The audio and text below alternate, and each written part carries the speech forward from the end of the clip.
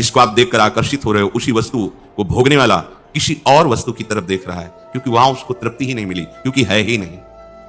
इसलिए इस रहस्य को भगवान जानते हैं और भगवान आदेश कर रहे हैं, यदि आप शांति चाहते हो, आनंद चाहते हो, सुख चाहते हो, दुख से बचना चाहते हो, तो मदाश्रया। ये बड़े प्रेम की बात है। आप भगवान के आश्रित हो जाएंगे तो कुछ बढ़ थोड़ी जाएगा भगवान का, कि भगवान चाह करके करें तुम मुझे प्रणाम करो, मेरा गुणगान करो। अरे उनका गुणगान तो वेद करते करते, भगवान शेष जी बड़े बड़े महापुरुष करते करते अभी तक अंत नहीं पाए हैं। वो अनंत हैं, वो तो हमारे कल्याण के लिए, हमारे आनंद के लिए बोल रहे हैं। आपको सर्वोपरि प्रभु की शरणागति स्वीकार करनी है। आश्रय, सहारा, अवलंबन एकमात्र केवल प्रभु का, विश्वास एकमात्र प्रभु का। प्रभु का नाम है असरण शरण। पहले असरण हो, कोई तुम्हारा नहीं है रक्षा करने वाला, कोई तुम्हारी चाहत को पूर्ण कर सके ऐसा त्रिभुवन में न वस्तु है, न व्यक्ति है, न स्थान है, न पद प्रतिष्ठा है। पहले असरण हो। हम लोग अशरण नहीं होते तो फिर शरण कैसे हो जाएंगे? श्री हरिराम व्यास जी कहते हैं, असरण शरण श्याम जू को बानो, अशरण शरण श्याम जू को बानो, बड़ो विरद पतितल को पावन, ये भक्त निहाथ बिकानो, असरण शरण श्याम जू को बानो। शुक नारद जाको यस गावत, शिव विरल चिउर गानो, हित ही को हित मानत नागर, गनत नरंक नरानो, अशरण शरण श्याम जू को बानो, दया सिंधु दीननि को बांधव, प्रगट भागोत कहानो, राजधानी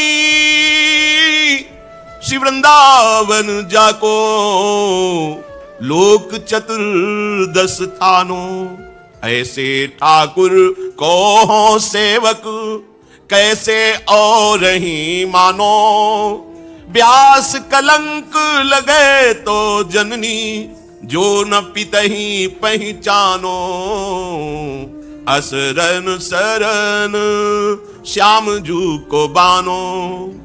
हरिराम व्यास जी कह रहे हैं, जो आशरण हो गया वो फिर प्रभु की शरण होता है। अशरण, कोई भरोसा नहीं, कोई सहारा नहीं, किसी पर विश्वास नहीं। पाए जान जगत में सब जन, कपटी कुटिल कलयुगी टंचु, मणिगण पुंज ब्रजपति छाणत, हित हरिवंश कर गही कंचु।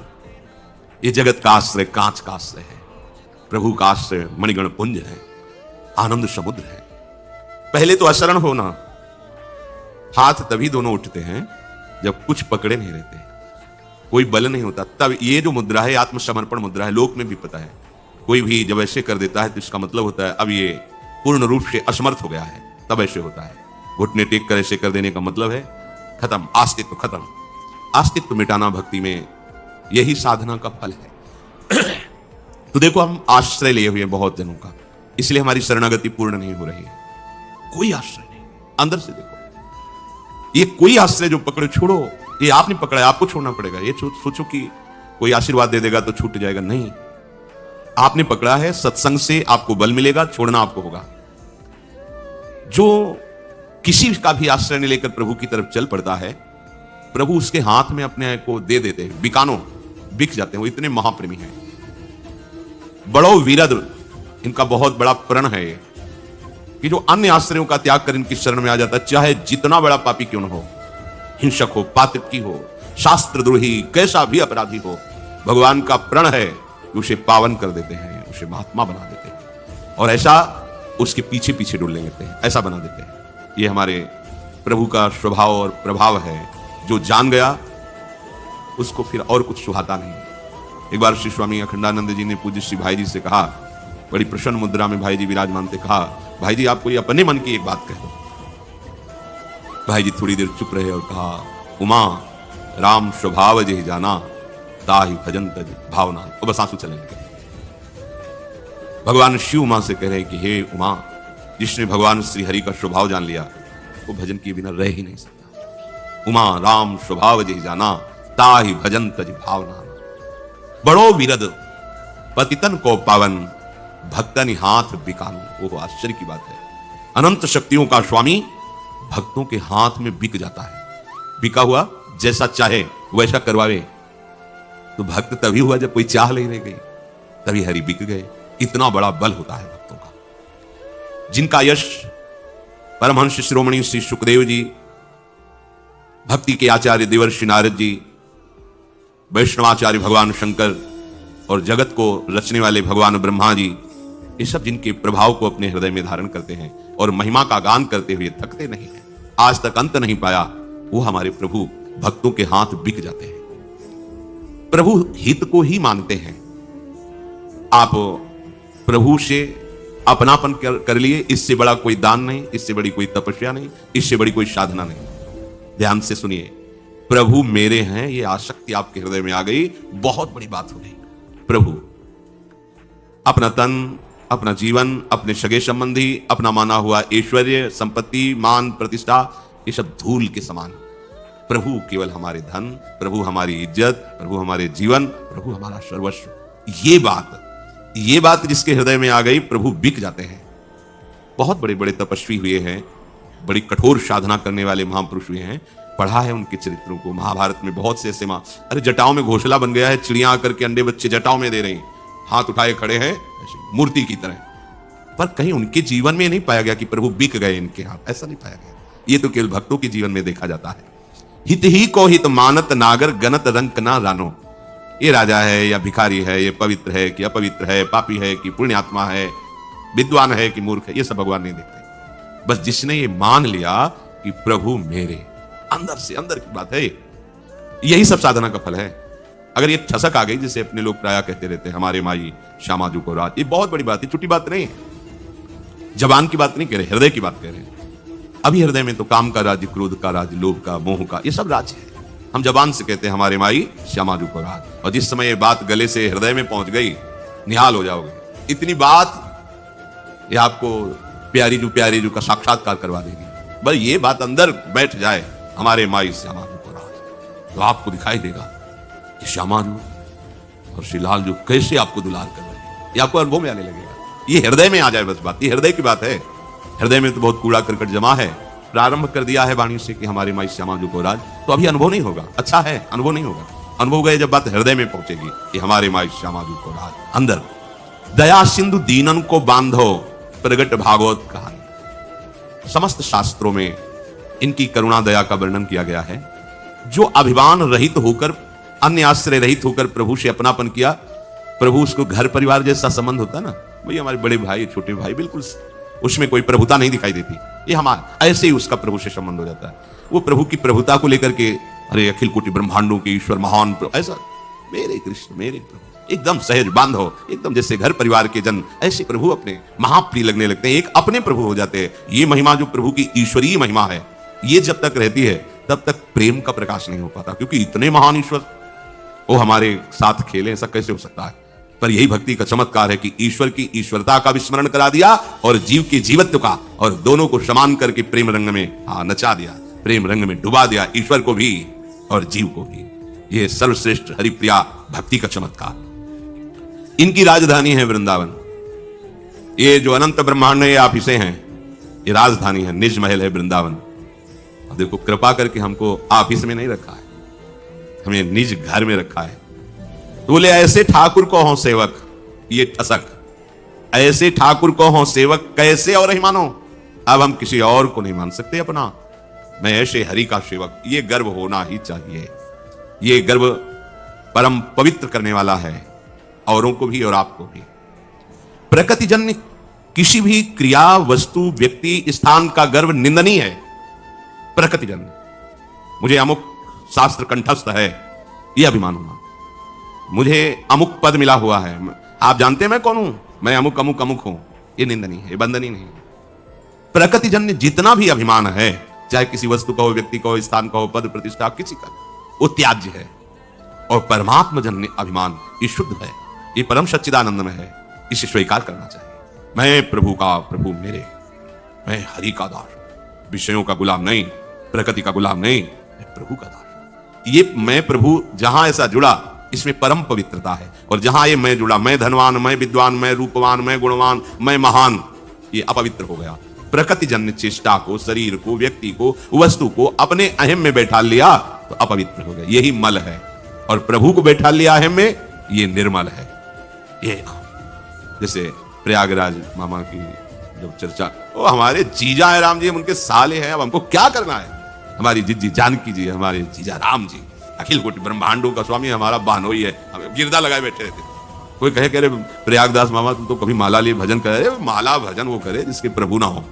हमारे जीजा राम ठसक, यहाँ की सखियां इसी ठसक में तो रहती, वृंदावन की नित्य विहार, हमारे माई श्यामा जो को राज। अरे कौन श्यामा जी? बोले जाके अधीन सदा इस सांवरो, या ब्रज को अनंत कोटि ब्रह्मांडों का स्वामी, जिनकी भ्रकुटि विलास में नाचता है, वो हमारी श्यामा। ये बात, ये रजधानी वृंदावन जाको लोक चतुर्दश स्थानों, ऐसे ठाकुर को हो सेवक, कैसे और ही मानो, ब्यास कलंक लगे तो जननी जो न पिता ही पहचानो। मैं श्री हरि का हूं, प्रिया लाल का हूं। ये ठसक हृदय में तभी आएगी जब आप, मैं किसी का नहीं हूं, कोई मेरा नहीं है, असरण बनो, तब शरणागति पुष्ट होती है। तो प्रभु कह रहे कि जो केवल मेरा आश भरोस विश्वास सहारा, महापुरुषों ने कहा जाकी है उपासना, ताही की वासना, ताही को नाम रूप लीला गुण गाइए। यह है भगवदाश्रय। यह अनन्य परम धर्म परिपाटी, वृंदावन बस अनत न जाइए। सोई व्यभिचारी आन कहे, आन करे ताको मुख देके, दारुण दुख पाइए। व्यास होई उपहास त्रास किए, आस अछत कित दास कहाइए। तुम कैसे अपने को हरि दास कहला सकते हो? यदि तुम किसी से भी आशा रखते हो तो तुम हरि के नहीं। अभी आप हरि के आश्रय में नहीं, मदाश्रय नहीं हुआ। योगम युंजन मदाश्रय, भगवान जो आदेश कर रहे हैं, आप अभी उस पंक्ति में नहीं है। किसी से आशा नहीं। आशा ही परमम दुखम, नैराश्यम परमम सुखम। आशा श्री लाडली लाल से, आशा श्रीदाश्यम वृषभानुजायास। अगर किसी व्यक्ति वस्तु किसी से भी हमारी आशा जुड़ी है तो अभी हमारी शरणागति पुष्ट नहीं हुई। सच्ची मानिए, कोई तुम्हारी आशा पूरी नहीं कर सकता। जब तक प्रभु का आश्रय नहीं लोगे, संसार चक्र रुकने वाला नहीं। कोई भी कुछ भी कर लो, छूटे के जतन विशेष बांधे जाओगे। अभिमान पूर्वक की हुई साधना और बंधन प्रदान करती है। जाकी है उपासना, ताही की वासना। अगर हम शरीर की उपासना करते हैं तो भोगों की वासना हमें देखो जला रही है। यदि हम प्रभु की उपासना करें तो मिलन की वासना जग जाएगी। कब देखूंगा? क्या प्रभु हमसे कभी बात करेंगे? कभी क्या प्रियालाल को मैं भर नेत्र देख पाऊंगा? अंदर ये वासना जागृत, ये वासना जगत बंधनी वासना है। कैसे जागृत होगी? तो आगे उपाय बता रहे। ताही को नाम रूप लीला गुण गाइए। ये सिद्ध साधन भी है और यही साध्य है। बड़े बड़े सिद्ध जन जी इसी का रसास्वादन करते हैं। ताही को नाम, ताही शब्द पर ध्यान दीजिए। हम जिसकी उपासना करते हैं, हमारी जिह्वा से केवल केवल उसी का ही नाम जप कीर्तन होना चाहिए। जैसे हम वृंदावनवासी युगल उपासी श्यामा श्याम के, तो बस हमारी जिह्वा अनन्य हो जाए, जुगल नाम की अनन्य हो जाए रचना हमारी। देखो, हमने रसिक महापुरुषों के भावों को सूक्ष्मता से, उनकी कृपा से देखा। एक बार हितधाम में कीर्तन हो रहा था, राधा वल्लभ श्री हरिवंश श्री वृंदावन श्री बंचन। तो जो गायक जन थे बाहरी से बुलाए गए थे, तो राधा